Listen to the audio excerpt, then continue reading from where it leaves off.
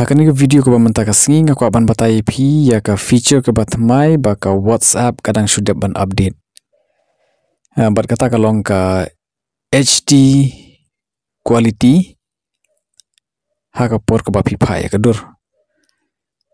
Ini paperclip haki por ki ba mensuang iju penon kambha ladangi pa ya kadur hakar kom long jong ka dokumen. Namar ba ban penne ya ka resolution jong kadur ngi pa as a document. Te menta ngan peninduk sai pi ba kum ya kani kadur. Danga shon kani kadur ban pa haka WhatsApp.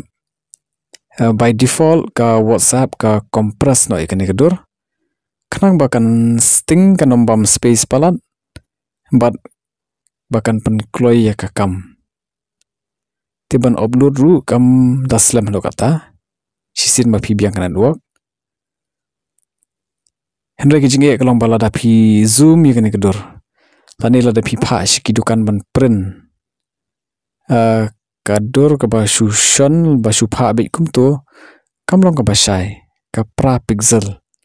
Bat omla ban pen bahaya ka. Timen suang jumlien ban le akan ikurukam ban attach as dokumen.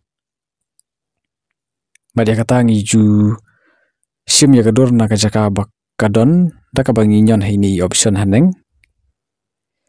Bat ka wengen ongi pi ki ba kambon hi briu kim julap bahaya kani ka rukom le. Namar ba ban suang no ki briu ki ba rem. Kibalak ham her taban yangi kibalak ham temban wala lagi pendon kam WhatsApp rekum kani ka rukom le ban attach as dokumen ki kam semjing e sibun henry ka WhatsApp manta hadir bakal ada ban update kala pensuk sibun ki brio bad lada pi kwa ban pa ka rukom nong jong ke HD POE ini option haneng klik ini option bad pipa om maka standard quality and repin pa aga HD quality.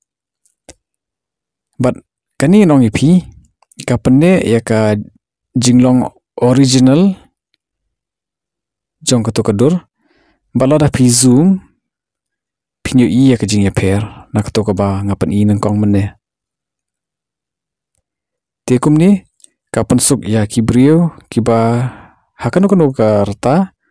But kani kan penkloy ya kakam. Ti perlong kerman bagani ke video ka ajing mon to pi wat klet man kersan ingin ka por kublai shibun.